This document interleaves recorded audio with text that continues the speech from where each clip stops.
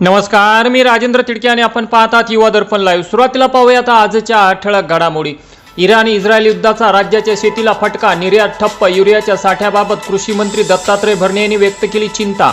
बोंधू खरात प्रकरणात रुपाली चाकणकरांना एसआयटीने बजावला समन्स। युद्धामुळे पाम तेल, सूर्यफूल तेलात 10 रुपयांनी वाढ, दररोज लागणाऱ्या 100 टनांपैकी केवळ 70 टनच पुरवठा। आणि भारतात येणाऱ्या आणखी 2 LPG टँकर्सनी होर्मुज पार केले। 94,000 मेट्रिक टन गॅस घेऊन याच आठवड्यात भारतात पोहोचणार। आणि आता बातमीपत्र बीड जिल्ह्याचं आणि राज्यातील इतर घडामोडींचं सविस्तर। 10चे 100 रुपये करणाऱ्यांची जागा तुरुंगातच आहे। चुकीची कामे घेऊन माझ्याकडे केव्हाच यायचे नाही, कारण चुकीच्या कामाला माझे कधीच समर्थन मिळणार नाही, असे कॅबिनेट मंत्री पंकजाताई मुंडे यांनी स्पष्ट केले। पंकजाताई मुंडे यांच्या हस्ते काल अंबाजोगाई येथील भाजपच्या नव्या कार्यालयाचे उद्घाटन करण्यात आले। यावेळी बोलताना त्यांनी वरील विधान केले। त्या म्हणाल्या, माझ्याकडून कोणत्याही चुकीच्या गोष्टींची अपेक्षा करू नका। काळ बदलला आहे। स्वतःची परिस्थिती व ऐपत ओळखून त्यात आनंदी राहण्यास शिका। ज्याची ऐपत 10 पैशांची आहे त्याने कष्टाने त्याचे 15 पैसे करावेत, परंतु 10चे 100 रुपये करायला बघणाऱ्यांची जागा तुरुंगातच आहे। पंतप्रधान नरेंद्र मोदी यांनी गेल्या अनेक वर्षात हे दाखवून दिलेले आहे। त्यामुळे माझ्याकडे एकही चुकीचे काम घेऊन येऊ नका, असा दम कार्यकर्त्यांना दिला।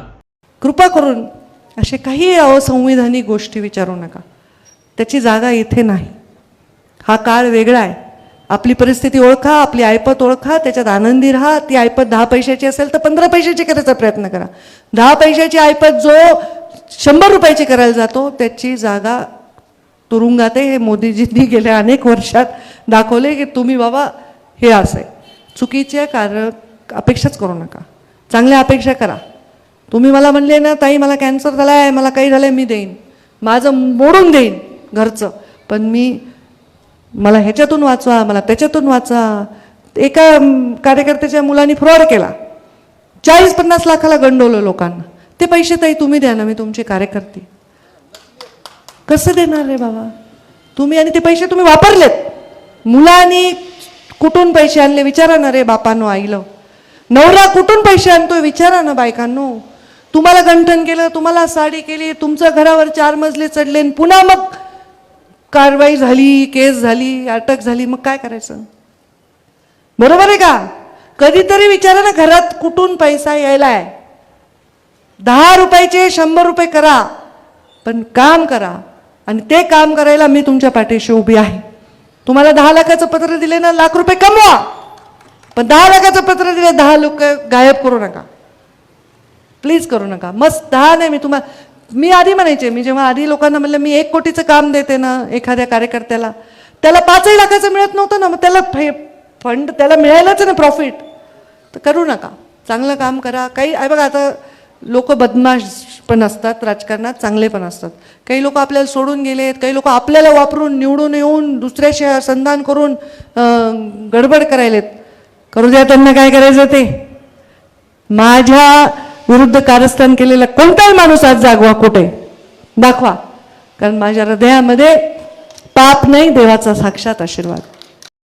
बीड शहर पोलीस ठाण्याच्या हद्दीत बेकायदेशीररित्या गुटखा व सुगंधी तंबाखूचा साठा करून विक्री सुरू असल्याची माहिती मिळताच बीड शहर पोलिसांनी दिनांक 28 मार्च 2026 रोजी परिसरात सापळा रचून मोठी कारवाई करत गुटख्याचा मोठा साठा जप्त केला आहे। पोलिसांना मिळालेल्या गुप्त माहितीवरून एक व्यक्ती स्कूटीद्वारे बीड शहरात पानटपऱ्या व किराणा दुकानांना गुटख्याचा पुरवठा करत असल्याचे समोर आले होते। त्यानुसार पोलिसांनी संबंधित स्कूटीचा मागोवा घेतला असता ही स्कूटी बशीरगंज येथील सुंदर मेडिकल समोरील एका इमारतीजवळ थांबलेली आढळल्यानंतर DB पथकाने तात्काळ छापा मारला। या कारवाई दरम्यान विविध प्रकारचा गुटखा व सुगंधी तंबाखूचा साठा जप्त करण्यात आला। पोलिसांनी या कारवाईत अंदाजे 1,27,192 रुपये किमतीचा गुटखा व तंबाखूचा माल हस्तगत केला असून 85,000 रुपये किमतीची मोटारसायकल देखील ताब्यात घेतली आहे। फिर्यादी रामेश्वर बाबूराव पवार वय 35 वर्षे राहणार बार्शीनाका बीड यांच्या तक्रारीवरून आरोपी अमन मजीद मिर्झा बेग वय 21 वर्षे राहणार बशीरगंज बीड याच्या विरुद्ध गुन्हा दाखल करण्यात आला आहे। आरोपीने सदर गुटखा नेमका कुठून आणला याबाबत पुढील तपास बीड शहर पोलीस करत आहेत। बीड जिल्ह्यातील पिंपळनेर पोलीस ठाण्याच्या हद्दीतील भाटसांगवी येथे माहिती अधिकार अंतर्गत ग्रामपंचायतीच्या कामाची माहिती मागवल्याच्या रागातून श्री बलभीम बापूराव बोरवडे वय 64 वर्षे आणि त्यांच्या मुलावर प्राणघातक हल्ला करण्यात आला। ही घटना 23 मार्च 2026 रोजी रात्री 8 वाजण्याच्या सुमारास घडली असून या प्रकरणी दिनांक 26 मार्च रोजी गुन्हा दाखल झाला आहे। फिर्यादी बोरवडे आपल्या कुटुंबियांसह कारने जात असताना आरोपी शामराव पडुळे, संतोष पडुळे आणि त्यांच्या अन्य 6 साथीदारांनी गाडी अडवून तलवार, लोखंडी रॉड आणि पाईपने भीषण मारहाण केली। या जीवघेण्या हल्ल्यात फिर्यादीच्या हाताचे बोट कापले गेले असून हात आणि पाय फ्रॅक्चर झाल्याने त्यांच्यावर शस्त्रक्रिया करण्यात आली आहे। आरोपींनी पीडितांच्या अंगावर मिरचीची चटणी फेकून दहशत निर्माण केली, ज्यामुळे गावकऱ्यांनी भीतीपोटी दुकाने बंद केली। या प्रकरणी पोलिसांनी भारतीय न्याय संहितेच्या कलम 119, 118, 2 सह शस्त्रास्त्र अधिनियमान्वये गुन्हा नोंदवला असून अधिक तपास सुरू आहे। तुझ्या भावाने घेतलेले पैसे परत द्या, अन्यथा तो कोठे आहे ते सांग, असे म्हणत वारंवार मानसिक त्रास दिल्याने एका 24 वर्षीय तरुणाने आपली जीवनयात्रा संपवल्याची धक्कादायक घटना घडली। या प्रकरणी इसुप वडगाव पोलीस ठाण्यात दोघांच्या विरोधात आत्महत्येस प्रवृत्त केल्याप्रकरणी गुन्हा दाखल करण्यात आला आहे। अक्षय वैजनाथ यादव वय 24 वर्षे राहणार हिवरा खुर्द तालुका अंबाजोगाई या तरुणाला आरोपींनी पैशाच्या कारणावरून मानसिक त्रास देण्यास सुरुवात केली होती। अक्षयच्या भावाने आरोपींकडून काही पैसे घेतले होते। याच पैशांच्या वसुलीसाठी आरोपी अमन कैलास परदेशी राहणार अंबाजोगाई आणि राधेश्याम नागनाथ नानवटे हे दोघेजण अक्षयच्या मागे लागले होते। आरोपींनी अक्षयला गाठून त्याची गचुंडी पकडत चापटाने मारहाण केली होती आणि शिवीगाळ करत धमकावले होते।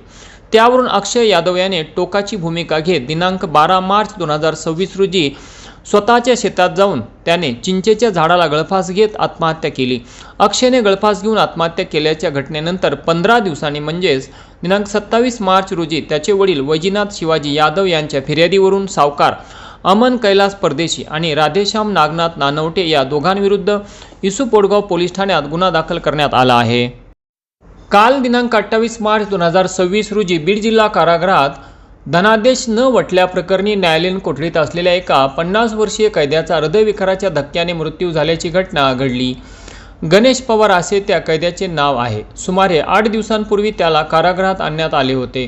शनिवारी सकाळी 6 वाजण्याच्या सुमारास त्याला छातीत दुखण्याचा त्रास होऊ लागल्याने याबाबतची माहिती कारागृहातील कर्मचाऱ्यांना देण्यात आल्यानंतर कर्मचाऱ्यांनी त्याला तातडीने जिल्हा रुग्णालयात उपचारासाठी दाखल केले। त्या ठिकाणी उपचार सुरू असतानाच त्याचा मृत्यू झाल्याचे डॉक्टरांनी सांगितले। दरम्यान बीड जिल्हा न्यायालयातील न्यायाधीशांसह पोलीस अधिकाऱ्यांच्या उपस्थितीत पंचनामा करण्यात आला। आणि याचबरोबर आजचं बातमीपत्र संपलं। उद्या पुन्हा भेटू काही नव्या आणि ताज्या घडामोडींसह। तोपर्यंत पाहत राहा युवा दर्पण लाईव्ह चॅनल। लाईक करा, सबस्क्राईब करा आणि खाली दिलेल्या बेल आयकॉनला प्रेस करा। तोपर्यंत नमस्कार।